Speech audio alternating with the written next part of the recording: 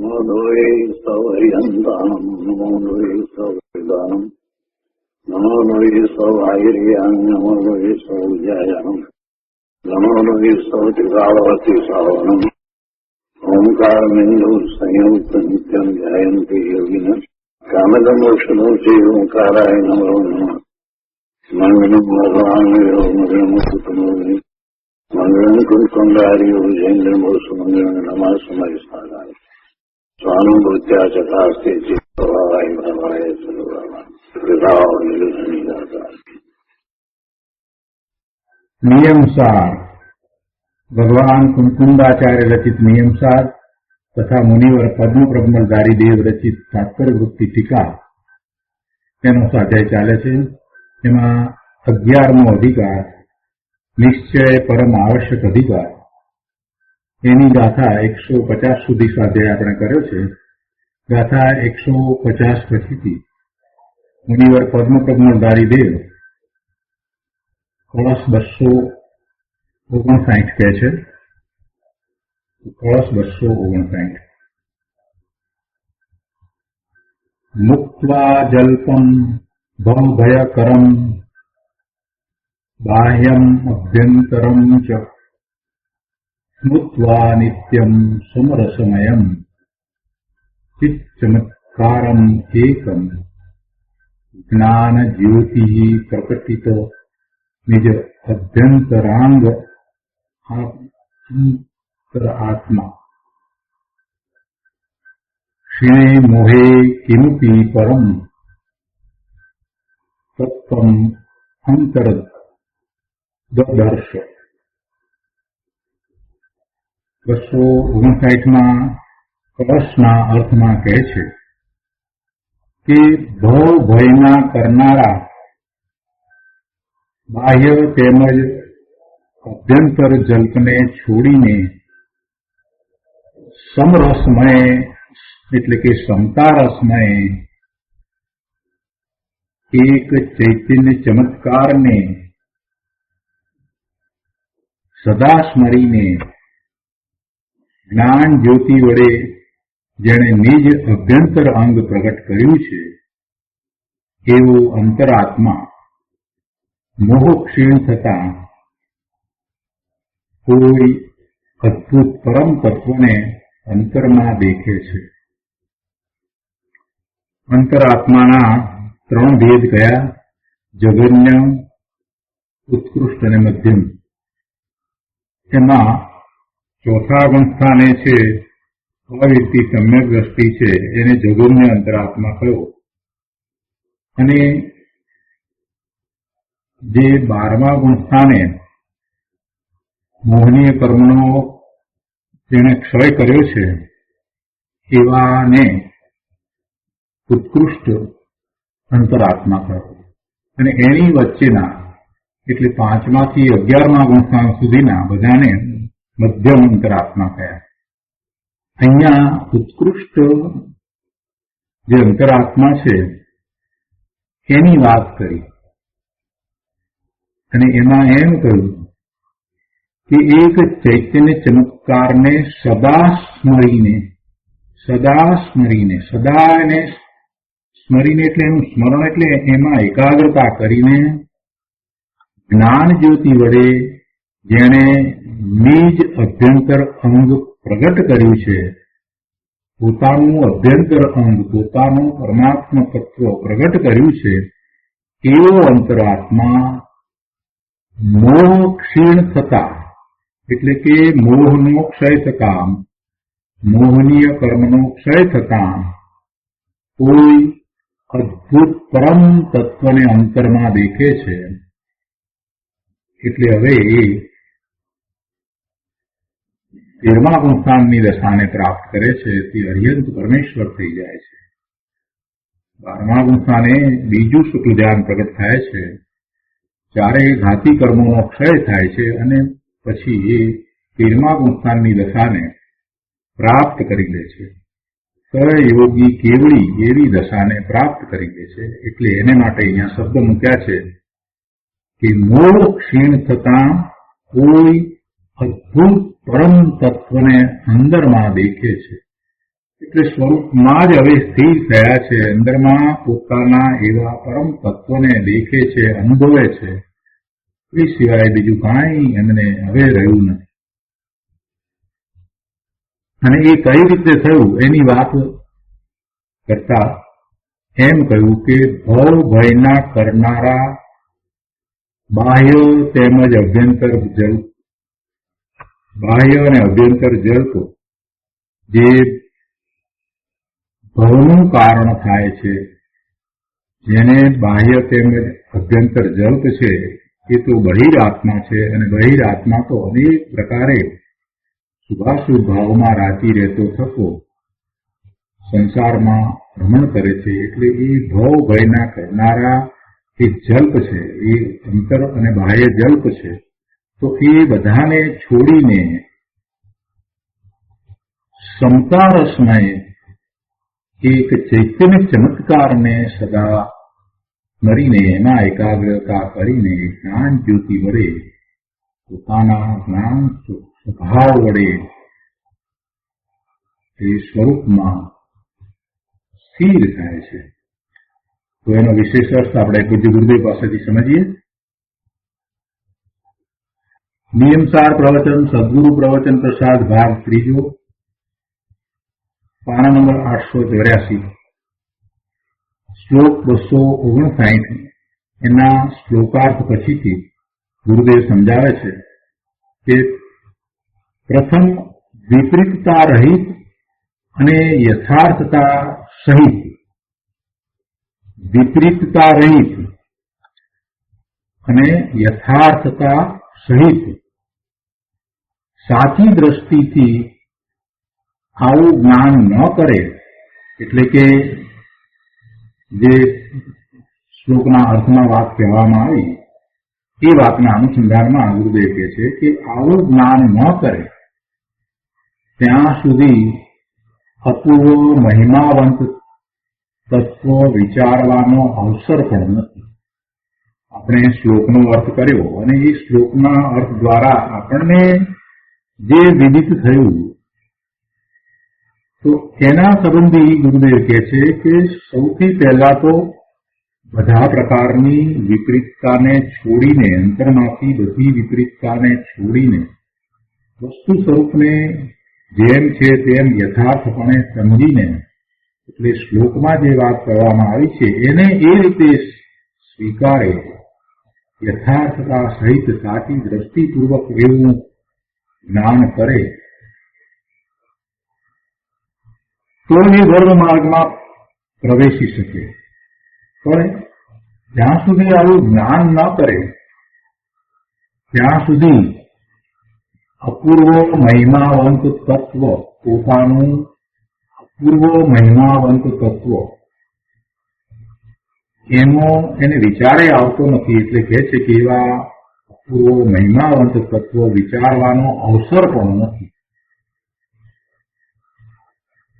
સામાન્ય ઉદાહરણ આપી અને ગુરુદેવ સમજાવે છે કે હોય લોભ અને કંજુસાઈ અને માને કરકસર. કરકસરમાં અને લોભમાં, કંજુસાઈમાં ફેર છે. વળી પણ કહે છે કે કરે કપટ અને માને વિચિક્ષણતા. કપટ કરે અને પાછો એમ માને કે આપણે તો બરાબર બુદ્ધિપૂર્વક કરી રહ્યા છે. આવું જે કરે છે એને સુધરવું નથી, એને પોતાને સુધરવું નથી. પોતે જાણી જોઈને આમ કરે છે.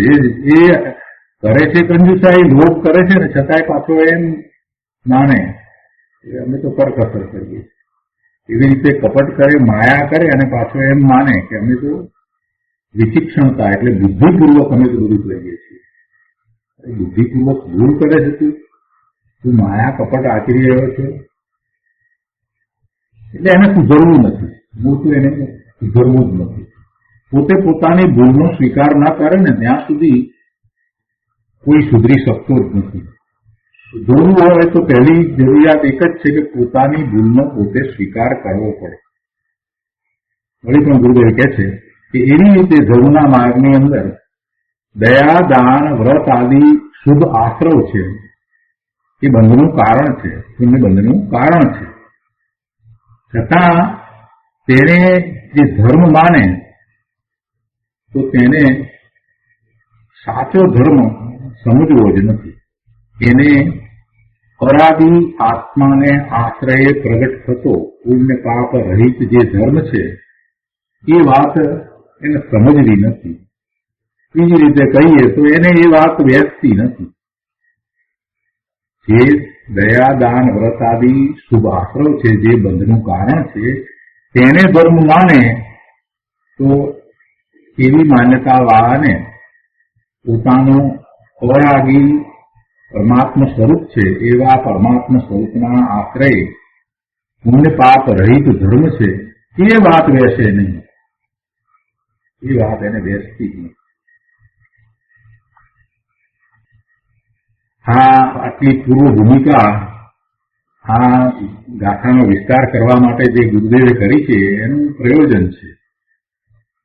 કેમ કે અહીંયા તો ક્ષીણે મોહે કિંમતી પરમ તત્વમ અંતર દદર્શ એમ છેલ્લી પંક્તિમાં કહ્યું. એટલે એ આગળ વધતા વધતા ક્ષીણ મોહ અને પછી તો ચારેય ઘાતી કર્મોનો ક્ષય કરી અને કેવળનામ પ્રગટ કરે ત્યાં સુધીની વાત કરી દીધી. જે ઉત્કૃષ્ટ અંતરાત્મા છે એને માટે આવી જયારે વાત કરી તો ધર્મમાં એ આગળ કેટલો કઈ રીતે વધી ગયો એની જયારે વાત ચાલતી હોય ને એની સામે જે જઘન્ય અંતરાત્મા નથી થતો, જે જઘન્ય અંતરાત્મા નથી થતો, તો ગુરુદેવ કરુણા કરીને સમજાવે છે કે ભાઈ તું આ બહિરાત્મકપણું છોડ અને બહિરાત્મકપણું તને કઈ રીતે છે એ બતાવવું છે. એટલે આ વાત કરી છે. તારે સુધરવું છે કે નથી સુધરવું? જો તું આવી જ માન્યતાઓમાં જ રાચી રહ્યો છે તો તું સુધરવા જ માંગતો નથી. એને આ અનેક પ્રકારે માયા કપટ છે અને ધર્મના નામે એ ગતિંગ કરી રહ્યો છે, એને તો સુધરવું જ નથી. અથવા તો બીજી રીતે કહીએ તો એ એક માન્યતાને પકડીને બેસી ગયો છે કે બસ શુભભાવ દ્વારા ધર્મ થાય, તો એ આત્મા તરફ લક્ષ્ય ક્યાંથી કરશે? અને આત્માનું લક્ષ્ય નહીં કરે, આત્મા તરફ દ્રષ્ટિ નહીં કરે, આત્માનું મહાત્મ્ય નહીં લાવે તો પછી એવો પુરુષાર્થ નહીં થાય તો એ અંતરાત્મા ક્યાંથી થવાનો? એ જગન્ય અંતરાત્મા ન થાય. એટલે આ વાત કરી છે. અહીંયા લખે છે કે ગોખેલા શાસ્ત્રો પાઠ, આ શાસ્ત્રો પાઠ હોય ને એને ગોખી જાય, યાદ રાખી જાય, સૂત્રોને યાદ રાખે. બસ ઘણી વાર તેનો અર્થ એ સમજ્યો ન આવડતો પણ અને બોલી શકે. ગોખ્યું એટલે બોલી નાખે. પેલા પાઠશાળામાં એ રીતે સૂત્રો ગોખાવડા હતા અને પાઠશાળામાં જઈએ એટલે કેટલા સૂત્રો આવડ્યા એટલે ગોખ્યા, એમ યાદ રહ્યા, બીજું કઈ નહીં. એનો અર્થ કે એનું પ્રયોજન કે આ તો બધું હોય નહીં. અનુભવમાં અર્થ કદાચ પછીથી કરે, બધા સૂત્રો અમુક સૂત્રો આવડે ત્યાર પછીથી, તો પણ એ બહુ સામાન્ય અર્થ હોય. એ અર્થનો અર્થ ન ખબર પડતી, અર્થનું પ્રયોજન તો ખબર ન હોય પણ અર્થનો અર્થ સમજાતો ન હોય. માત્ર બોલવા ખાતર એ અર્થ પણ એવી જ રીતે ગોખેલા બોલી જાય. આવું તો ઘણું ચાલી રહ્યું છે વર્તમાનમાં. આને જે ધર્મ માને છે લોકો, અહીંયા કહે છે કે એ ગોખેલા શાસ્ત્ર પાઠ એ બધું વાણીમાં એ બોલી જાય એટલે એવી વાણી, બાહ્ય વાણી એ તો જળ છે. બાહ્ય વાણી તો જળ છે. તેનાથી પુણ્ય પાપ કે ધર્મ નથી. વાણીથી કાંઈ ધર્મ નથી, અરે વાણીથી તો પુણ્ય પણ નથી ને પાપ પણ નથી. પુણ્ય ને પાપ છે એ તો એના એવા શુભાશુભ ભાવને કારણે આશરો થાય છે એટલે બાબત પડે છે. વાણીથી કાંઈ થાય છે એમ નથી. અંદરમાં ભાવ ભયના કરનારા પુણ્ય પાપના વિકલ્પ થાય તેની રુચિ છોડી સર્વ પ્રકારના રાગ અને વચનને છોડીને બાહ્ય આલંબન રહિત નિત્ય સમતારસમય એક ચૈતન્ય ચમત્કારને જ્ઞાની નિરંતર સ્મરે છે. જો અહીંયા એક વાતને સમજવાની છે, સર્વ પ્રકારના રાગ અને વચનને છોડીને, એટલે જ્ઞાની કઈ વચન રહિત થઈ જાય છે, મૌન થઈ જાય છે એવો અર્થ નથી. પણ ભાવ પ્રમાણે એ ખરેખર એ મૌન છે. એટલે કે એને હવે જે વિકલ્પો આવે છે તો વિકલ્પોની લાળ લંબાતી નથી ને એમાં એમનું સ્વામિત્વ નથી. વાણી ને પોતાની માનતા નથી. શિષ્ય આવ્યા છે તો સમજાવે છે, પણ એમ નથી કે હું બહુ સરસ રીતે સમજાવું, અથવા તો સામે એવા શ્રાવકો બેઠા છે પ્રવચન આપે છે તો એમ નથી કે મારી વાણી મધુર હોય અને બધાને હું ખૂબ સરસ રીતે પ્રભાવિત કરી દઉં વાણી દ્વારા, એવું કઈ નથી. વાણીને પોતાની માનતા નથી. એટલે વચનને છોડીને, એટલે વચન તરફનું લક્ષ છોડીને આમ જ વાણી નીકળવી જોઈએ, આવી મધુર વાણી નીકળવી જોઈએ, આવું વક્તાપણું, આ બધું છે એ એમને હોતું નથી. એટલે એમ એ વચનને છોડીને એવો અર્થ છે. વચન તરફનું લક્ષ છોડીને બાહ્ય આલંબન રહી. હવે બાહ્યનું કોઈ આલંબન એમને રહ્યું નથી, શ્રદ્ધામાં પણ નથી, અને એવો પુરુષાર્થ ઉપડ્યો છે કે એટલે બાહ્ય આલંબન છે જ નહીં. શું કરે છે તો કે નિત્ય સમતા રસમય એક ચૈતન્ય ચમત્કારને નિરંતર સ્મરે છે. એવા જ્ઞાની એવા પોતાના ચૈતન્ય ચમત્કારમાં એકાગ્રતા કરે છે. સ્મરે છે એટલે સ્મરણ કરે છે. તો સ્મરણ કરવું એટલે માત્ર યાદ કરવું એમ નથી. અહીંયા તો જ્ઞાની પોતાના ચૈતન્ય ચમત્કારને સ્મરે છે. તો ચૈતન્ય ચમત્કાર પોતાનું સ્વરૂપ છે, તો ત્યાં એકાગ્રતા કરે છે. જ્ઞાનીને બાહ્ય ચમત્કારની તુચ્છતા છે. ચમત્કાર શબ્દ આવ્યો એટલે ગુરુદેવે આ વાત સ્પષ્ટ કરી.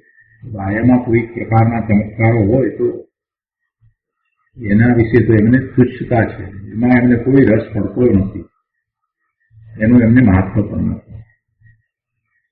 કેટલી વખતે એવા દેવો આવીને ચમત્કારો કરતા હોય એ તરફ એમને કાંઈ લક્ષ થતું નથી, એથી એ કાંઈ પ્રભાવિત થતા નથી. ઉલટા એના પ્રત્યે તો એમને તુચ્છતા છે. દેવ દેવી મંત્ર આદિ કોઈ ચમત્કારને જ્ઞાની પુરુષ ઈચ્છે નહીં. રાગ અને સંયોગની વાતનો જરાય મહિમા કરે નહીં. રાગની વાતનો મહિમા કરે નહીં, ને એવા કોઈ સંયોગો આવ્યા હોય તો એનો એ મહિમા ના થાય. સંયોગોના કારણે છે, કર્મના ઉદયને કારણે સંયોગો હોય છે તો હોય છે. એમાં એનો મહિમા કરવા જેવું શું છે? જે ક્ષણિક છે એનો મહિમા શું? કર્મનો ઉદય કઈ શાશ્વત તો નથી. કર્મના ઉદયને કારણે સર્જાતા સંયોગો પણ ક્ષણિક છે, એ શાશ્વત નથી. એ બધું બહારમાં અને પર્યાયમાં. રાગ છે તો રાગ તો પોતાનો ભાવ છે, એ તો વિકારી ભાવ છે, પણ છતાંય તે પણ ક્ષણિક છે અને પોતાના સ્વભાવને અનુસરીને થતો નથી. રાગનો પોતે જ કરતા છે, તે છતાંય પોતાના સ્વભાવને અનુસરીને રાગ થતો નથી, એટલે શીઘ્ર એનું પણ લક્ષ છોડે છે. એટલે એનો મહિમા ક્યારેય કરે નહીં. એનો મહિમા કરે તો પછી એમાં રસ પડે, એની રુચિ રહ્યા કરે. જ્ઞાની પુરુષને એમ હોતું નથી. રાગનો કે સંયોગોનો જરાય મહિમા એમને હોય નહીં, એનું એમને મહાત્મા આવતું જ નથી. પોતાનું ત્રિકાળ શુદ્ધ સ્વરૂપ પરમાત્મા સ્વરૂપ એનો અનુભવ થયા પછીથી કોઈ પણ પ્રકારનો શુભભાવ, એવો શુભ રાગ કે એવો વિશિષ્ટ સંયોગ હોય તો પણ એનો એ મહિમા કરતા નથી. કેમ કે ચૈતન્ય ચમત્કારમાં એકાગ્ર થયા છે, અને એ ચૈતન્ય ચમત્કારને માટે વિશેષણ મૂક્યું છે કે સમતા રસમય. એવું પોતાનું સમતા રસમય સ્વરૂપ છે, તો એનામાં એકાગ્ર થતા હવે એવો સમતાનો શાંતિનો ભાવ પ્રગટ થયો છે. એટલે કોઈ પ્રત્યે બાહ્યમાં જે કંઈ ચાલી રહ્યું છે એના પ્રત્યે કાંઈ અહોભાવ આવતો જ નથી. બધું બરાબર છે, ઠીક છે. પૂતગળ છે, પૂતગળના પરિણામ છે તો ઠીક છે. છ દ્રવ્યોના પોતાના પરિણામ જે રીતે થાય છે તે રીતે થાય છે. એમાં ચમત્કાર શું અને એનો મહિમા શું જગત આખું વ્યવસ્થિત છે. જગતના બધા જ દ્રવ્યોનું, બધા જ પદાર્થોનું જેમ પરિણમન થવા યોગ્ય છે તેમ જ થઈ રહ્યું છે. એટલે એમાં એનો મહિમા કરવા જેવું પણ કાંઈ નથી. એમ એને સમતા રસ હોય છે, એમ એને સમભાવ હોય છે. પોતાનું ત્રિકાળ શુદ્ધ સ્વરૂપ છે, એના પ્રત્યે અહોભાવ છે, એનું મહાત્મા આવ્યું છે. એ સિવાય જગતના પદાર્થોના પરિણામો જે રીતે ચાલતા હોય એ રીતે ચાલે છે તો ચાલે છે, સંયોગો સર્જાય છે તો સર્જાય છે.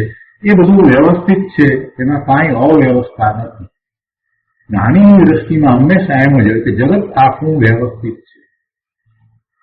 પોતે સિદ્ધ સમાન ભગવાન આત્મા છે અને એવા પોતાના સિદ્ધ સમાન સ્વરૂપને જાણ્યા વિના એ વિભાવ ભાવે થાય છે તો એની પોતાની એ અવ્યવસ્થા. એટલે જ્ઞાની પુરુષ ને એમ કહેતા મેં સાંભળ્યા છે, ઘણી વાર જીવનમાં એ પ્રસંગ આવ્યો છે અને સાંભળવાનું થયું છે કે ભાઈ જગત આખું વ્યવસ્થિત છે, તું વ્યવસ્થિત થા તો બરાબર. એ વખતે વ્યવસ્થિત થવું એનો અર્થ એટલો સમજાયો ન હતો. અત્યારે એ સમજાય છે કે જયારે એ જ્ઞાની પુરુષ એમ કહેતા હતા કે તું વ્યવસ્થિત થા તો બરાબર છે. વ્યવસ્થિત થવું એટલે શું? કે હું સિદ્ધ સમાન ભગવાન આત્મા ત્રિકાળ શુદ્ધ છું, એવું મારું પરમ તત્વ છે. તો એવા પરમ તત્વનું લક્ષ્ય કરી અને એવા ભાવે થવું એટલે વ્યવસ્થિત થયો કહેવા. આવું વ્યવસ્થિત થવાનો એ વખતે ઉપદેશ તો મળ્યો હતો પણ સમજણ નહોતી. ઘણા વર્ષો પહેલાની વાત છે, 35-40 વર્ષ પહેલાની વાત છે. વ્યવસ્થિત થવાનો અર્થ આવો સમજાયો નહોતો. હવે સમજાય છે કે જગત આખું વ્યવસ્થિત છે, જગતના બધા જ પદાર્થોનું પરિણમન બરાબર જેમ છે તેમ થઈ રહ્યું છે. એટલે જ્ઞાનીને એના પ્રત્યે ન તો રાગ થાય છે, ન તો દ્વેષ થાય છે, સમભાવે રહે છે. અને બહારમાં કાંઈ પણ થાય છે તો એમાં એ ચમત્કાર પણ સમજતા નથી, એટલે એનો કોઈ મહિમા કરતા નથી. પોતાનું જે ત્રિકાળ શુદ્ધ સ્વરૂપ અનુભવમાં આવ્યું છે એનો જ એને મહિમા વર્તે છે. ગુરુદેવે એ વાત અહીંયા કરી છે કે જે ભાવે તીર્થંકર નામ કર્મનો બંધ થાય તે શુદ્ધ ભાવ એવા રાગને ચૈતન્ય ચમત્કાર કહ્યો નથી. એવો શુભરાગ આવ્યો હોય તો એને પણ ચૈતન્ય ચમત્કાર નથી. પોતાનું ચૈતન્ય સ્વરૂપ એ એકમાત્ર ચમત્કારિક છે કે જે એને સંસાર પર્યાયમાંથી સિદ્ધિ પર્યાયમાં લઈ જનારું છે. એના આશ્રય એ સિદ્ધ દશાને પ્રગટ કરે છે. એ મોટામાં મોટો ચમત્કાર થાય છે. એ તો બાહ્યમાં ચમત્કાર. અંતરંગ ચમત્કારનો વિચાર કરીએ તો અનંત કાળથી એ પોતાનું ચેતન સ્વરૂપ છે તે એવું ને એવું રહ્યું છે. અનંત પર્યાયો કરી અનંત પ્રકારના કનિષ્ઠમાં કનિષ્ઠ ભાવ કર્યા, તે છતાં એ તત્વ ક્યાંય કોઈ રીતે મલિન થયું નથી. એ મોટામાં મોટો ચમત્કાર છે. એનાથી બીજો મોટો ચમત્કાર શું જોઈએ? અહીંયા કહે છે, જ્ઞાનીએ તો અંતર્મુખ જ્ઞાન જ્યોતિ વડે નિજ અભ્યંતર અંગ સ્વરૂપ પ્રગટ કર્યું છે. જ્ઞાનીએ તો અંતર્મુખ જ્ઞાન જ્યોતિ વડે નિજ અભ્યંતર અંગ સ્વરૂપ પ્રગટ કર્યું છે. અને જે પુણ્ય શુભ્રાગ વ્રત આદિ આશ્રવની લાગણી ઉત્પન્ન કરે તેણે બાહ્ય અંગ પ્રગટ કર્યું છે. જો તુલના કરી છે, એક તરફ જેને શુભની દ્રષ્ટિ છે, પુણ્યને કારણે અનુકૂળતાઓ પ્રાપ્ત થાય છે તો એની રુચિ છે. એટલે પુણ્ય શુભરાગ વ્રત આદિ જે પુણ્ય બંધનું કારણ છે, જે આશ્રવ છે, એની વાત લીધી. કહે છે કે પુણ્ય શુભરાગ વ્રત આદિ આશ્રવની લાગણી ઉત્પન્ન કરે એને બાહ્યાંગ પ્રગટ કર્યું છે. એવી લાગણીમાં રોકાઈ રહેલા જીવે તો માત્ર બાહ્ય અંગ પ્રગટ કર્યું છે. જ્યારે જ્ઞાનીએ તો અંતર્મુખ જ્ઞાન જ્યોતિ વડે, અંતર્મુખ જ્ઞાન જ્યોતિ વડે એટલે પોતે જ્ઞાન સ્વભાવી ભગવાન આત્મા દરેક સમય સમયે જ્ઞાન તો કરે જ છે, પણ એ જ્ઞાન કરે છે તે વખતે જેનું જ્ઞાન કરે છે એ તરફ એનો ઉપયોગ ઢળ્યો છે. તો આ જ્ઞાની પુરુષે અંતર્મુખ દ્રષ્ટિ કરી છે, એટલે એનો ઉપયોગ સ્વરૂપ તરફ, જ્ઞાન સ્વરૂપ પોતાનું છે, પોતાનું પરમાત્મા સ્વરૂપ છે એ તરફ દ્રષ્ટિ કરી છે, એટલે એ સ્વરૂપનું જ્ઞાન કરે છે. જે ઉપયોગ જે છે એને અહીંયા જ્ઞાન જ્યોતિ કહી છે. અંતર્મુખ ઉપયોગ કર્યો છે એટલે એ જ્ઞાન તો પોતાના સ્વરૂપનું જ કરે છે, અને એમ કરતા નિજ અભ્યંતર અંગ પોતાનું સ્વરૂપ પોતે વર્તમાન પર્યાયમાં પ્રગટ કર્યું છે, એટલે એને એ અનુભવી રહ્યા છે. જયારે અજ્ઞાનીની વાત લીધી છે કે એની દ્રષ્ટિ તો સુભાવમાં રહી છે, એટલે પુણ્ય, સુભરાગ, વ્રત આદિ આશ્રમની લાગણી ઉત્પન્ન કરતો થતો એ તો બાહ્ય અંગને પ્રગટ કરી રહ્યો છે. એ અંગ એ કાંઈ પોતાનું સ્વરૂપ નથી, એટલે કહે છે કે તે કાંઈ અંગત સ્વ નથી, એ સ્વ સ્વરૂપ નથી, પણ પોતાના સ્વ સ્વરૂપથી, પોતાના સ્વભાવથી એ વિરોધ પક્ષ છે. ચૈતન્યની જાગૃતિને લૂંટનાર છે. આ શુભાશુભ ભાવની લાગણીની વ્યક્તતા કરતું જે બાહ્ય અંગ છે એ પોતાના ચૈતન્યની જાગૃતિને લૂંટનાર છે. શુભાશુભ ભાવમાં રોકાઈ રહ્યો એટલે ચૈતન્યની જાગૃતિ એને રહી નહીં, ચૈતન્યનું લક્ષ્ય રહ્યું નહીં. સદાય ચૈતન્યની જાગૃતિ રહેવી જોઈએ. ચૈતન્યની જાગૃતિ એટલે એકમાત્ર પોતે ચૈતન્ય ભગવાન આત્મા છે, એની જ જાગૃતિ, એના તરફ જ લક્ષ્ય રહે. પણ જે શુભભાવમાં રોકાયો છે એ ચૈતન્યને ભૂલી જાય છે, એટલે એની જાગૃતિ લૂંટાય છે. આગળ કહે છે કે તારું સાચું અંતરંગ તો ત્રિકાળ નિર્મળ ચૈતન્ય સ્વરૂપ છે. તારું સાચું અંતરંગ તો ત્રિકાળ, ત્રણેય કાળે નિર્મળ ચૈતન્ય સ્વરૂપ છે, અને તેના આશ્રય એટલે કે ત્યાં એકાગ્રતા કરતા જે નિર્મળ સમ્યક દર્શન, સમ્યક જ્ઞાન, સમ્યક ચારિત્ર, સ્વરૂપ આચરણ ચારિત્ર, સમ્યક આચરણ ચારિત્ર અને શાંતિ પ્રગટ થાય તે પણ સાચું અંતરંગ છે. પુણ્ય પાપ રાગનો ભાવ તે બહિરંગ છે. આગળ કહે છે કે અંદરમાં જે પૂર્ણ જ્ઞાન આનંદ સ્વભાવી શક્તિ છે તેને ઓળખી, એટલે કે અંદરમાં જે પોતાના અનંત ગુણો પડ્યા છે, જે શક્તિ રૂપે રહ્યા છે, જે સદાય એવા ને એવા રહ્યા છે, તો એને ઓળખી, એને જાણીને પોતે એવા સામર્થ્ય સહિત છે, પોતાને કોઈની અપેક્ષા નથી, પરની અપેક્ષા વિના સ્વાધીનપણે, સ્વતંત્રપણે પોતે પોતાની શક્તિને કારણે સામર્થ્ય સહિત છે, એમ એને જાણીને ઓળખીને એવા પોતાના સ્વરૂપમાં એકાગ્રતા કરીને તે વડે શુદ્ધતાના અંગો પ્રગટ કરે તે અંતર આત્મા છે. બહિર આત્માએ બાહ્ય લક્ષ્ય પૂર્ણ પ્રગટ કરી ધર્મ માન્યો છે. બહિર આત્માએ સ્વરૂપથી ચ્યુત રહીને, ચ્યુત થઈને, જો સ્વરૂપથી ચ્યુત રહેવું એ તો અનાદિનું છે, એ સ્વરૂપમાં ગયો જ નથી, એટલે સ્વરૂપથી તો ચ્યુત છે. એટલે ખરેખર તો સ્વરૂપથી જે ચ્યુત થાય છે તો એનો થોડોક ઊંડાણથી વિચાર કરીએ તો એમાં એમ છે કે જે પોતાના સ્વરૂપમાં જે ગયો છે એ ત્યાંથી ચ્યુત થાય તો એ તો જ્ઞાની હોય, તો ત્યાં સ્વરૂપમાં એકાગ્રતા કરી ચૂક્યો છે ને હવે ત્યાંથી ચ્યુત થયો છે, તો એને જે શુદ્ધભાવ આવે છે એમાં, અને જે ક્યારેય સ્વરૂપમાં ગયો જ નથી અને એવો એ અજ્ઞાની, એના શુદ્ધભાવમાં તો ઘણો ફેર છે.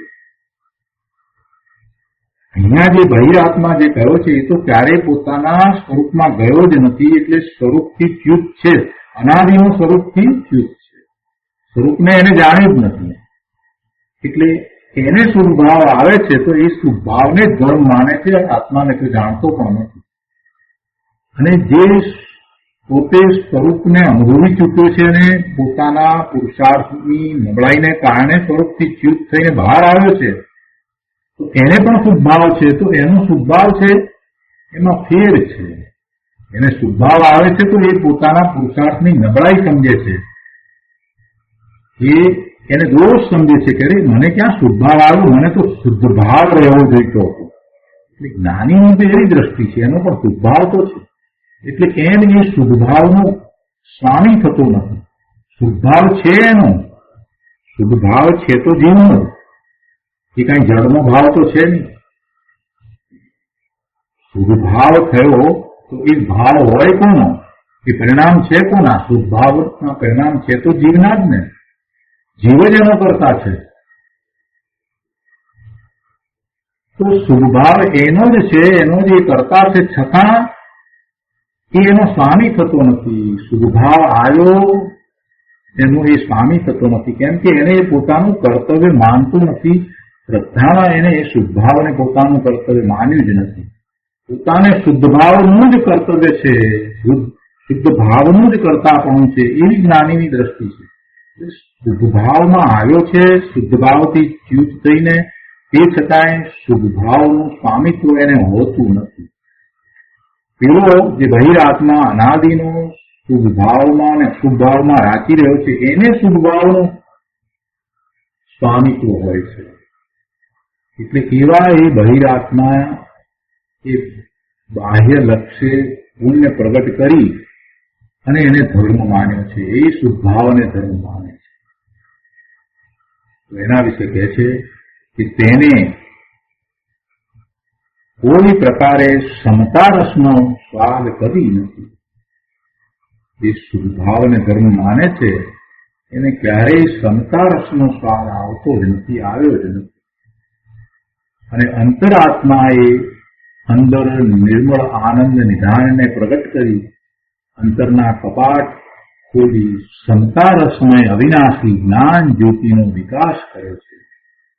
એનાથી આ બહિરાત્માથી જુદો, એનાથી વિરુદ્ધ, એટલે સાચી દ્રષ્ટિવાળો એ અંતરાત્મા એણે નિર્મળ આનંદ નિધાનને પ્રગટ કરી. નિર્મળ આનંદ નિધાન પોતાની અંદર એ પડ્યું છે નિધાન, એટલે એ ભંડાર, નિર્મળ આનંદનો ભંડાર, નિર્મળ સુખ શાંતિનો ભંડાર અંદરમાં પડ્યો છે. કહે છે કે અંતરના કપાટ ખોલી ક્ષમતા રસમય અવિનાશી જ્ઞાન જ્યોતિનો વિકાસ કર્યો છે. એટલે એના જ્ઞાનમાં એ બધું એને અનુભવ્યું છે, પ્રાપ્ત કર્યું છે, પ્રગટ કર્યું છે. આગળ કહે છે કે પુણ્ય પાપ તો ક્ષણમાં પલટી જાય છે. પુણ્ય પાપ તો ક્ષણમાં પલટી જાય છે. તે એક રૂપ રહે નહીં, પર્યાય છે ને. સમય સમયે થતી એ પર્યાય છે. શુભાશુભ ભાવને કારણે પુણ્ય અને પાપના બંધ પડે છે અને એ તો પલટાયા કરે છે. એના ઉદય આવે છે અને ફરી જાય છે, કર્મ પણ ફરી જાય છે. વળી તે અચેતન મળદા છે, તેમાં જે ભલું માને તે જેમ મળદા ખબરમાં દટાય છે, તેમ પુણ્ય પાપની ભ્રાંતિમાં દટાય છે. પુણ્ય પાપની ભ્રાંતિમાં એ દટાઈ જાય છે, મળદા જેવા છે. પુણ્ય પાપની ભ્રાંતિમાં દટાય છે. પુણ્ય પાપ ભ્રાંતિ રૂપ છે, એ ક્ષણિક છે, એ પોતાનું સ્વરૂપ નથી, એ ટકીને રહેતું નથી. એ કારણે કાંઈ પોતાને શાશ્વત ચીજ પ્રાપ્ત થતી નથી. પુણ્ય પાપને કારણે માત્ર જે પ્રાપ્ત થાય છે તો એ સંયોગો વગેરે પ્રાપ્ત થાય છે. એ સંયોગો બાહ્યમાં હોય કે શરીરમાં હોય કે એના ભાવમાં હોય, એ રીતે એ ઉદયો આવતા હોય, પણ તે છતાંય એનાથી પોતે ભગવાન આત્મા તો જુદો જ રહે છે. એટલે એ વસ્તુ નથી, એ કોઈ ચીજ નથી, એ શાશ્વત ચીજ નથી. એ બધું ભ્રાંતિ છે. અહીંયા કે છે જેને નિજ અભ્યંતર જ્ઞાન આનંદ વિતરાગ સ્વભાવ પ્રગટ કર્યો છે, જેણે નિજ અભ્યંતર જ્ઞાન આનંદ વિતરાગ સ્વભાવ પર્યાયમાં પ્રગટ કર્યો છે, તે ઉત્કૃષ્ટ અંતરાત્મા ક્ષીણ મોહ થતા, એટલે પોતે આગળ વધતા વધતા એવો પુરુષાર્થ કરતા કરતા 12મા સંસ્થાનની દશામાં પહોંચે છે. ત્યારે એ ક્ષીણ મોહ થાય છે. તો ક્ષીણ મોહ થતા કોઈ અદભુત પરમ તત્વને અંદરમાં દેખે છે. અહો મહિમાવંત ચિદાનંદના ગાણા પણ પ્રીતિથી સાંભળે તો અંદરમાં અપૂર્વ જાગૃતિની વાત આવે. ગુરુદેવે અહીંયા એક દ્રષ્ટિ આપી છે કે ભાઈ બીજું કાંઈ નહીં તો તું આ મહાપુરુષોની વાતને જરાક સમજતો ખરો કે એમણે પોતાના ચૈતન્ય ભગવાન આત્મામાં સ્થિરતા કરી અને આવું અપૂર્વ સ્વરૂપ પ્રગટ કર્યું છે, પર્યાયમાં પ્રગટ કર્યું છે, એવી સર્વજ્ઞતા પ્રગટ કરી છે. એની વાતને પ્રીતિથી સાંભળ, જરાક રસપૂર્વક સાંભળ. તે 12મી ઘણી વાત સાંભળી, હવે આવા મહિમાવંત ચિદાનંદના ગાણા સાંભળ. કેમ કે પ્રભુની વાતને સાંભળશે તો પોતાને એ ઉપરથી પોતાનું પણ એવું ત્રિકાળ શુદ્ધ સ્વરૂપ છે, પોતે પણ ચૈતન્ય ભગવાન આત્મા છે, એ વાતનો ખ્યાલ આવશે. એટલે મહિમાવંત ચૈતન્યમય પોતાના સ્વરૂપનું એમાં ગાન છે, એના જ એમાં વખાણ છે. તો એને જયારે સાંભળે તો એને એનું મહાત્મા આવે. 12નો મહિમા તો અનાદિથી કરતો આવે છે. જગતના પદાર્થો, જગતમાં જે કંઈ ચાલી રહ્યું છે એમાં તો એને જ્યારથી છે ત્યારનો એને મહિમા દેખાયા કર્યો છે. ખરેખર વાસ્તવમાં ત્યાં કાંઈ મહિમા કરવા જેવું હતું નહીં, છતાં એ અનાદિથી ભૂતકાળમાં એમ જ કરતો આવ્યો અને હજી વર્તમાનમાં એમ જ કરી રહ્યો છે. 12નો મહિમા, 12માં બીજું બધું આમ છે ને તેમ છે ને પેલાનું આમ છે ને તેમ છે. અરે ભાઈ, બહુ પત્ની કરી, બહુ વિચાર કર્યા, બહુ વિકલ્પો કર્યા, એનો મહિમા બહુ થયો. જેનો મહિમા કરવા જેવો છે એનો મહિમા કર. ગુરુદેવ એમ કે છે પ્રભુની વાતને સાંભળીને પોતાના એવા પરમાત્મા સ્વરૂપના ગાણા ગા. મહિમાવંત ચિદાનંદના ગાણા પણ પ્રીતિથી સાંભળે તો અંદરમાં અપૂર્વ જાગૃતિની વાત આવે. બાકી 12નો મહિમા તો અનાદિથી એ કરતો આવ્યો છે. પુણ્ય, દયા, દાન સામાયિક કરતો આવે છે. વર્ષથી તપ કરવાની વાતો સાંભળે ત્યાં ઓહો આવી તપસ્યા કરનારા ઉભા ઉભા મોક્ષ જશે એમ માની 12નું મહાત્મા કરે છે. ઘણા આ બિચારાને ભોળાઓને ખબર નથી પડતી. ભોળા જીવો એટલે ખરેખર તો ભોળા જીવોને બીજી રીતે કહીએ પ્રમાદ વર્તે છે. છોકરા ભોળા રહી જાય. આ માટે સાચા તત્વને સમજવા માટે પ્રયત્ન નથી કરતા. કોઈકે કહ્યું એટલે બસ માની લીધું. કોઈક એમ કે એટલે એ માની લે કે આ વર્ષિતપ કરતા કરતા તો એમ કે મોક્ષે જાય. હા, બરાબર. એના ગાણા ગાવા એ પણ લાગી જાય. પોતાની બુદ્ધિથી વિચાર ન કરે, તત્વને સમજે નહીં, ધર્મના સાચા સ્વરૂપને સમજવાનો પ્રયત્ન ન કરે. પોતે કોણ છે, ક્યાંથી આવ્યો, કઈ રીતે છે એને તપાસે પણ નહીં કે ક્યાંથી મારું આવું સ્વરૂપ થયું, હું કોણ છું, ક્યારનો છું, કાંઈ વિચાર ન કરે. એટલે પછી 12નું મહાત્મા કોઈ કહે એ પ્રમાણે એ લાવે, એને 12નું મહાત્મા આવી જાય. કે આવી તપસ્યા કરનારા ઉભા ઉભા મોક્ષ જશે એવું એની માન્યતા થઈ જાય અને એનું મહાત્મા કરે. એ મોહનું ભજન કરે છે. પણ અંદરથી વિતરાગ માર્ગની શ્રદ્ધાની વાત એ લાવતો નથી. ગુરુદેવ કહે છે કે ભાઈ અંદરમાં તારું ત્રિકાળ શુદ્ધ સ્વરૂપ છે,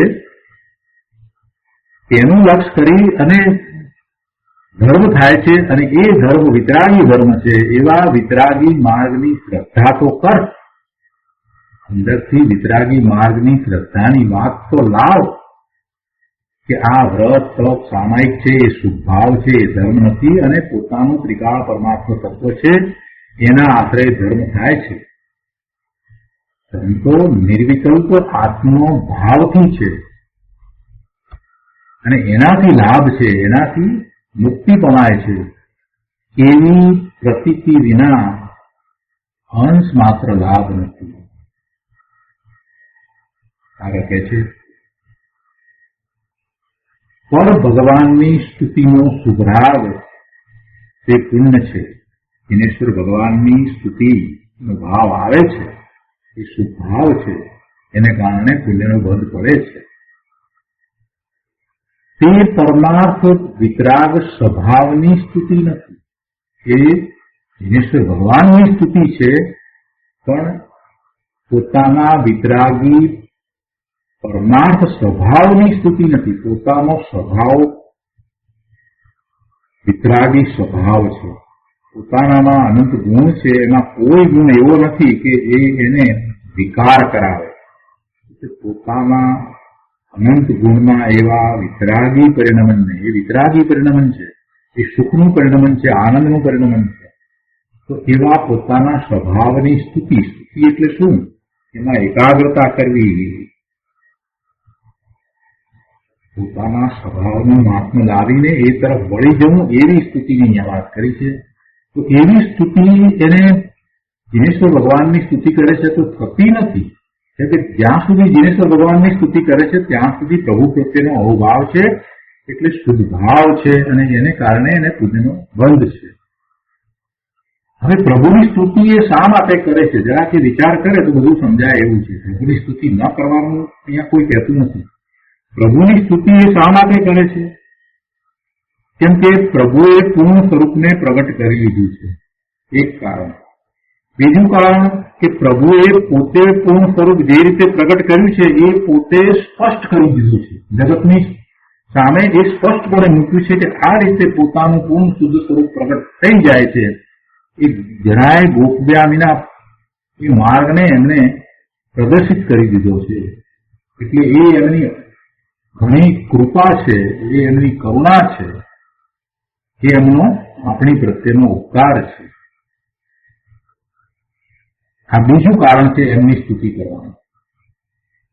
અને ત્રીજું કારણ કે પ્રભુના જ્ઞાનમાં એમ આવ્યું કે તું પણ મારા જેવો છો. પ્રભુએ પોતાની સમકક્ષ આપણને કહી દીધા, તું પણ સિદ્ધ સમાન છો, તારું પણ એવું સામર્થ્ય છે, એટલે તું પણ એવી પૂર્ણ શુદ્ધ દશાને પ્રગટ કરી શકે એવો છો. એટલે એ ત્રીજું કારણ છે કે જેથી આપણે પ્રભુને વંદન કરીએ છીએ, એમની સ્તુતિ કરીએ. આપણને એમ થઈ જાય છે કે પ્રભુ તો સર્વજ્ઞ થયા, પોતાના સ્વરૂપમાં સ્થિર થઈ ગયા, અને આપણે તો એક ક્ષણ માટે પણ પોતાના સ્વરૂપમાં રહી શકતા નથી. એટલે એમના પ્રત્યે અહોભાવ આવે છે. જે એમણે એચીવ કર્યું છે, જે એમને પ્રાપ્ત કર્યું છે, એ માટે એમને વંદન કરીએ છીએ, એમની કરુણા માટે વંદન કરીએ છીએ. અને એમણે જે માર્ગ દર્શાવ્યો છે ને, આપણને એમ કહી દીધું કે તું પણ મારા જેવો સિદ્ધ સમાન છો, એટલા માટે આપણે એમને વંદન કરીએ છીએ, સ્તુતિ કરીએ છીએ. હવે આટલી બધી વાત છે સ્તુતિના કારણની, તો પછી એમણે જે માર્ગ બતાવ્યો એ માર્ગે ચાલવું જોઈએ ને. એ સ્તુતિ કરતા વિશેષ કહેવાય ને. એમની સ્તુતિ કરવા કરતા પણ વિશેષ શું? તો કે એમની આજ્ઞા. એમણે એમ કહ્યું કે અમારી જેમ તું પણ આવા તારા સ્વરૂપમાં એકાગ્રતાના માર્ગે જા, તો તને તારા શુદ્ધ સ્વરૂપની પ્રાપ્તિ થશે. તો એમણે જે આજ્ઞા આપી એને તો આપણે ઉઠાવીએ છીએ, માત્ર એમની સ્તુતિ કરીએ છીએ. અને એમણે જે આપણને શીખવાડ્યું, જે ભણાવ્યું, જે ઉપદેશ આપ્યો, એને તો આપણે ગ્રહણ કરતા નથી. એટલે પ્રભુની સ્તુતિ કરતા વિશેષ શું છે? તો પ્રભુની આજ્ઞાને માની અને મોક્ષ માર્ગમાં પ્રવર્તવું, એ એના કરતા વિશેષ છે. એનું ઉદાહરણ આપણે દર વખતે લઈએ છીએ ને, ફરીથી યાદ કરાવે. એક ટીચર સ્કૂલમાં ભણાવે છે, ત્યારે એક વિદ્યાર્થી છે એ જે રીતે ટીચર ભણાવે છે એ જ પ્રમાણે બરાબર ભણે છે, બરાબર હોમવર્ક કરે છે, જે રીતે સમજવું જોઈએ એ રીતે સમજે છે, બધું બરાબર કરે છે, નોટ પણ લખે છે, બધું કરે છે. બીજો વિદ્યાર્થી એ જે છે તે એમાંનું કાંઈ કરતો નથી, અને જયારે ટીચર મળે ત્યારે એમને સલામ કર્યા કરે છે. અને કારણ વગર એ એવા પ્રસંગો ઉભા કરી અને વારંવાર ટીચરની પાસે જઈ અને એમને સલામ કર્યા કરે છે. પેલો વિદ્યાર્થી, જે આદર્શ વિદ્યાર્થી, જે ટીચરે જેમ ભણાવ્યું છે એમ ભણે છે, અને જયારે ટીચર મળે છે તો એમનો વિનય કરે છે. પણ વિનય કરવા માટે થઈને એ પ્રસંગો શોધીને એ માત્ર વિનય કર્યા કરે એમ નથી કરતો. પોતે ટીચરે જેમ કર્યું છે એમ એ ભણે છે, અભ્યાસ કરે છે. અને આ બીજો વિદ્યાર્થી એ કાંઈ કરતો નથી, માત્ર ટીચરને સલામ કરે છે. એક દિવસ ટીચર ગુસ્સે થઈ ગયા. પેલાને કહે છે કે ભાઈ તું મને સલામ કર્યા કરીશ, એથી કાંઈ તું પરીક્ષામાં પાસ થઈ જઈશ એમ ન માનતો. તું માત્ર મને દિવસમાં 10 વાર નમસ્કાર કરે કે સલામ કરે એટલે એમ ન માનતો હું તને પાસ કરી દઈશ. તારે અભ્યાસ કરવો જ પડે. આવું જ કંઈક આપણે સમજવાનું છે કે પ્રભુનો મહિમા તો આપણને આવે. અને 3 કારણ બતાવ્યા એટલે એ 3 કારણ પ્રમાણે આપણને પ્રભુનો મહિમા આવે, સ્તુતિનો ભાવ આવે, એ બધું બરાબર છે. પણ એનો અર્થ એવો નથી થતો કે પ્રભુએ જે આજ્ઞા કરી છે અને જે માર્ગ દર્શાવ્યો છે એ માર્ગે બિલકુલ ચાલવું નહીં અને માત્ર પ્રભુની સ્તુતિ કર્યા કરવી, એવું તો છે ને. આપણે શું કરીએ છીએ? માત્ર સ્તુતિ, ભગવાનની સ્તુતિનો સ્વભાવ છે, પણ પ્રભુએ જે માર્ગ બતાવ્યો, સ્વરૂપમાં જવાની જે વાત કરી એ તો કરતા જ નથી. એમની આજ્ઞાને તો ઉઠાવીએ છીએ. એટલે ગુરુદેવે એ વાત અહીંયા લીધી છે. એટલે આ વાતને જેમ છે તેમ સમજવાની છે કે પર ભગવાનની સ્તુતિનો શુભરાગ તે પુણ્ય છે. તે પરમાર્થે વિતરાગ સ્વભાવની સ્તુતિ. વિતરાગ સ્વભાવની સ્તુતિ એટલે પોતાના વિતરાગી સ્વરૂપમાં એકાગ્રતા. એ નથી. જેને જેની રુચિ તે તેની ભાવના કર્યા વિના ન રહે. પ્રભુની શુદ્ધભાવ, પ્રભુ પ્રત્યે શુદ્ધભાવ એવો પ્રગટ થાય, અવભાવ પ્રગટ થાય તો એ કરશે. અને જયારે પ્રભુની આજ્ઞાને માનવાનો ભાવ પ્રગટ થાય ત્યારે એ પોતાના સ્વરૂપમાં જશે. હવે એને નક્કી કરવાનું છે કે પ્રભુની આજ્ઞા માનવી છે. પ્રભુની આજ્ઞા માનશે તોય એને પ્રભુ પ્રત્યેનો ભાવ આવશે. અને ખરેખર તો એમ જ છે કે પ્રભુની આજ્ઞાની જે માને છે ને એને જ સાચી સ્તુતિ હોય છે, એને જ પ્રભુનું સાચું સ્વરૂપ સમજાય છે, એટલે એ જ પ્રભુની સાચી સ્તુતિ કરે છે. અંદર વિતરાગ દ્રષ્ટિ અને નિર્વિકલ્પ સ્થિરતા ઉત્પન્ન કરે તે સાચી સ્તુતિ છે. અંદરમાં જેને નિર્વિકલ્પ ધ્યાનમાં પોતાના સ્વરૂપનો અનુભવ થાય છે અને પછી ક્ષણમાં બહાર આવે છે ત્યારે એને સમજાય છે કે પ્રભુનું સ્વરૂપ કેવું છે, અને પછી પ્રભુ પ્રત્યેનો અહોભાવ એને પ્રગટ થાય છે. એને સાચી સ્તુતિ હોય છે. એટલે સાચી સ્તુતિની શરૂઆત તો એ જયારે અંતર્મુખ થાય છે ત્યાંથી થઈ જાય છે. અને પછી બહારમાં આવે છે, ભગવાનનું સ્મરણ કરે છે તો એ વ્યવહાર સ્તુતિ છે. બહુ સરસ વાત લીધી છે.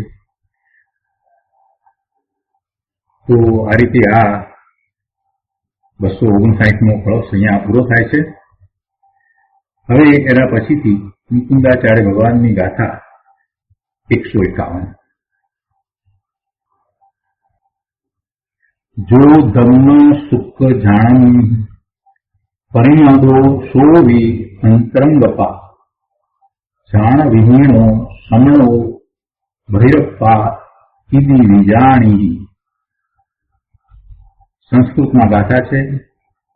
યો ધર્મ શુક્લ ધ્યાનયો પરિણત સોપ્ય અંતરંગાત્મા ધ્યાન વિહીન શ્રમણો બહિર આત્મ્યથી વિજાની. ગુજરાતીમાં ગાથા છે. વળી ધર્મ શુક્લ ધ્યાન પરિણત અંતર આત્મા જાણજે ને ધ્યાન વિરહિત શ્રમણને બહિરંગ આત્મા જાણજે. જો અહીંયા હવે ધ્યાનની વાત લીધી છે કેમ કે પરમ આવશ્યક અધિકાર છે.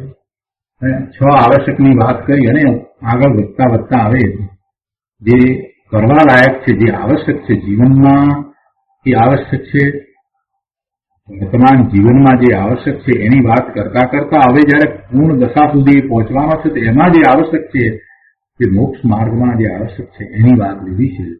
ધ્યાનની વાત લીધી. ધર્મ ધ્યાન અને શુક્લ ધ્યાન એ આવશ્યક છે. અને આત્મા કહે છે કે ય ધર્મ શુક્લ ધ્યાનયો પરિણિત, જે ધર્મ ધ્યાન અને શુક્લ ધ્યાનમાં પરિણત છે, સ અપી અંતરંગ આત્મા, તે પણ અંતર આત્મા છે. ધ્યાન વિહીન શ્રમણ બહિર આત્મા ઇતિ વિજાની. ધ્યાનવિહીન શ્રમણ બહિર આત્મા છે એમ જાણ. જે ધર્મ ધ્યાન અને શુક્લ ધ્યાનમાં પરિણત છે તે પણ અંતરાત્મા છે, તે ઉત્કૃષ્ટ અંતરાત્મા છે. એ તો પૂર્ણ દશાને પ્રાપ્ત કરી લેવાનો છે. પરંતુ ધ્યાનવિહીન શ્રમણ, ધ્યાન વિનાનો શ્રમણ બહિર આત્મા છે એમ તું જાણ. ટીકામાં મુનિવર પદ્મબ્રહ્મચારીદેવ કહે છે કે અહીં આ ગાથામાં સ્વ આત્મ આશ્રિત નિશ્ચય ધર્મ ધ્યાન અને નિશ્ચય શુક્લ ધ્યાન એ બે ધ્યાનો જ ઉપાદેય છે એમ કહે છે. આગળ વધતા વધતા હવે અહીંયા સુધી વાત લાવી દીધી મુકુંદાચાર્ય ભગવાને કે ભાઈ તારે ધ્યાન જ હોય. શ્રવણની મુખ્યતાથી વાત છે અને આખો ક્રમ જો ક્રમમાં આગળ વધતા વધતા છેવટે શું છે, સાતમા સંસ્થાનના બીજા ભાગમાં એ એની એકાગ્રતા કરે છે કે એ આઠમે સંસ્થાને જાય છે, એટલે કે એને પહેલું શુક્લ ધ્યાન પ્રગટ થાય છે. પહેલું શુક્લ ધ્યાન પ્રગટ થાય છે એટલે આ કરવાનું છે. વર્તમાનમાં અહીંયા ભરત ક્ષેત્રને વિશે હવે તીર્થંકર પરમેશ્વર રહ્યા નહીં, કેવળી પરમેશ્વર રહ્યા નહીં, એમના વિરોધ પડ્યા એટલે એમની નિદ્રા વિના આ કાળને વિશે અહીંયા ભરત ક્ષેત્રને વિશે શુક્લ ધ્યાન તો નથી થતું, પરંતુ ધર્મ ધ્યાન તો થાય છે ને. એ ધર્મ ધ્યાનની અને શુક્લ ધ્યાનની બંનેની વાત અહીંયા એમણે કીધી છે કે હવે તો એ જ હોય. આ તો છેલ્લી વાત આવી ગઈ. અહીં આ ગાથામાં સ્વ આત્મ આશ્રિત પોતાના આત્માને આશ્રય થતું નિશ્ચય ધર્મ ધ્યાન અને નિશ્ચય શુક્લ ધ્યાન એ બે ધ્યાનો જ ઉપાદેય છે એમ કહ્યું છે. બંને ધ્યાન સ્વ આત્મ આશ્રિત છે. જો શરૂઆતથી જ કહેતા આવ્યા છે કે સ્વ આત્મ આશ્રિત સમ્યક દર્શન, સમ્યક જ્ઞાન, સમ્યક ચારિત્ર્યના વિતરાગી પરિણામ છે. એટલે ચોથા ગુણસ્થાનથી શરૂ કરીને બધું સ્વ આત્માના આશ્રય જ છે. આખો મોક્ષ માર્ગ સ્વ આત્મ આશ્રિત છે. એક જ પ્રકારે છે, બીજો કોઈ પ્રકાર નથી. આત્માના આશ્રય એકાગ્રતા વધારતા વધારતા વધારતા વધારતા હવે એવી દશા આવે છે કે એને શુક્લ ધ્યાન પ્રગટ થાય. પુરુષાર્થની દિશા, પુરુષાર્થનો પ્રકાર એક જ છે. એમાં કઈ વિવિધતા નથી, જુદાપણું નથી. સમ્યક દર્શન કરવા માટે જુદા પ્રકારે અને પછી ચારિત્ર માટે જુદા પ્રકારને એવો કોઈ જુદો પ્રકાર નથી. આખો માર્ગ સ્વ આશ્રિત છે. એટલે અહીંયા શુક્લ ધ્યાનની વાત લીધી તો એમાં પણ એમ કે છે કે નિશ્ચય શુક્લ ધ્યાન પણ આત્માના આશ્રય જ છે. એ કોઈ બીજા કેવળી ભગવાનના આશ્રય થતું નથી, એવા એમના પ્રત્યેના શુભભાવ વાળા થતું નથી. શું કહે છે કે બાહ્ય કોઈ તપ દ્વારા થતું નથી. સ્વ આત્મા આશ્રિત નિશ્ચય ધર્મ ધ્યાન અને નિશ્ચય શુક્લ ધ્યાન એ બે ધ્યાનો જ ઉપાદેય છે એમ કહ્યું છે. આગળ ટીકામાં કહે છે કે અહીં આ લોકમાં ખરેખર સાક્ષાત અંતરાત્મા ભગવાન ક્ષીણ કસાય છે. ઉત્કૃષ્ટ અંતરાત્મા એ ક્ષીણ કસાય છે. અહીંયા કહે છે કે અહીં આ લોકમાં ખરેખર સાક્ષાત અંતરાત્મા ભગવાન ક્ષીણ કસાય છે. એવો એ અંતરાત્મા, એ ભગવાન આત્મા એ ક્ષીણ કસાય છે. ખરેખર તે ભગવાન ક્ષીણ કસાયને 16 કસાયનો અભાવ હોવાને લીધે દર્શન મૌન્ય અને ચારિત્ર મૌન્ય કર્મરૂપી યુદ્ધાઓના દળ નાશ પામ્યા છે. તેથી તે ભગવાન ક્ષીણ કસાય સહજ ચિત્ત વિલાસ લક્ષણ અતિ અપૂર્વ આત્માને શુદ્ધ નિશ્ચય ધર્મ ધ્યાન અને શુદ્ધ નિશ્ચય ધર્મ ધ્યાન અને શુદ્ધ નિશ્ચય શુક્લ ધ્યાન એ બે ધ્યાનો વડે નિત્ય ધ્યાવે છે. 16 કસાયનો અભાવ. અનંતાનુબંધી કસાય, અપ્રત્યાખ્યાના વર્ણીય કસાય, પ્રત્યાખ્યાના વર્ણીય કસાય અને સંજ્વરણ કસાય, એ કસાયોના ક્રોધ, માન, માયા અને રોગ એટલે 16 કસાય થયા. તો એ 16 કસાયનો હવે અભાવ કર્યો છે, એનો ક્ષય કર્યો છે. અને એમ થવાથી, એમ થતા એમને દર્શન મૌન્ય અને ચારિત્ર મૌન્ય રૂપી કર્મ, એ કર્મરૂપી યોદ્ધાઓ, એમને અહીંયા યોદ્ધા કયા છે. એ દર્શન મૌન્ય અને ચારિત્ર મૌન્ય કર્મની પ્રકૃતિ એમને નાશ પામી છે. એવા એ 12મા ગુણસ્થાનની દશાવાળા ક્ષીણ મોહ છે. 12મું ગુણસ્થાન એટલે ક્ષીણ મોહ, 11મું ગુણસ્થાન એટલે ઉપશાંત મોહ. હજી એમાં કર્મનો ક્ષય થયો નથી, ઉત્કૃષ્ટ ભાવ છે. એમને શુક્લ ધ્યાન પ્રગટ્યું અને એ પછીથી એ આગળ વધી અને 10મા ગુણસ્થાનથી 11મા ગુણસ્થાને ગયા છે. ઉપશાંત મોહ છે અને પછી ત્યાંથી પાછા પડવાનું થાય છે. અહીંયા તો 12મા ગુણસ્થાને જે ગયા છે એમને તો ક્ષીણ મોહ છે, એટલે હવે એ મોહનો સદંતર નાશ કર્યો છે. દર્શન મૌન્યની 3 પ્રકૃતિઓ અને ચારિત્ર મૌન્યની આ 16 અને બીજી 9 કસાય રૂપ એમ 25 પ્રકૃતિ. એમ મૌન્ય કર્મની બધી 28 પ્રકૃતિઓનો ક્ષય કરે છે. અને એ પછીથી મૌન્ય કર્મનો ક્ષય થયા પછીથી નાનાવર્ણીય, દર્શનાવર્ણીય અને અંતરાય કર્મનો પણ ક્ષય થાય છે. અને એમ થતા પછી બીજું શુક્લ ધ્યાન પ્રગટ કરીને એ 13મા ગુણસ્થાને કેવડી થાય છે. અહીંયા એક બીજી વાત સાથે લીધી છે કે એમ એ મૌન્ય કર્મનો નાશ કરીને પછી કહે છે કે સહજ ચિત્ત વિલાસ લક્ષણ અતિ અપૂર્વ આત્માને શુદ્ધ નિશ્ચય ધર્મ ધ્યાન અને શુદ્ધ નિશ્ચય શુક્લ ધ્યાન એ 2 ધ્યાનો વડે નિત્ય ધાવે છે. તેમાં જે સહજ ચિત્ત વિલાસ લક્ષણ એમ કહ્યું છે એટલે એનો અર્થ શું છે કે જેનું લક્ષણ, જેનું ચિહ્ન સહજ ચૈતન્યનો વિલાસ છે એને સહજ ચિત્ત વિલાસ લક્ષણ કહેવામાં આવે. જેનું ચિહ્ન, જેનું લક્ષણ સહજ ચૈતન્યનો વિલાસ છે એનું અપૂર્વ શુદ્ધ નિશ્ચય ધર્મ ધ્યાન કે જેની અંદર પણ એને ચૈતન્યનો વિલાસ છે, શુદ્ધ નિશ્ચય શુક્લ ધ્યાન એમાં પણ એને ચૈતન્યનો વિલાસ છે. એ 2 ધ્યાન વડે એ પોતાના આત્માને ધ્યાવે છે. આ 2 ધ્યાનો વિનાનો દ્રવ્યલિંગધારી દ્રવ્ય પ્રમાણ વળી આત્મા છે એમ હે શિષ્ય તું જાણ. એટલે કે ભાવલિંગી શ્રમણને આવા ધ્યાન હોય છે. તો આ રીતે અહીંયા આ ટીકા પૂરી થાય છે. હવે આ ગાથા અને ટીકાનો વધુ વિસ્તાર આપણે પૂજ્ય ગુરુદેવ પાસેથી સમજીશું. આજનો સ્વાધ્યાય અહીંયા સુધી રાખીએ છીએ. તો સુખદાન બોલીએ.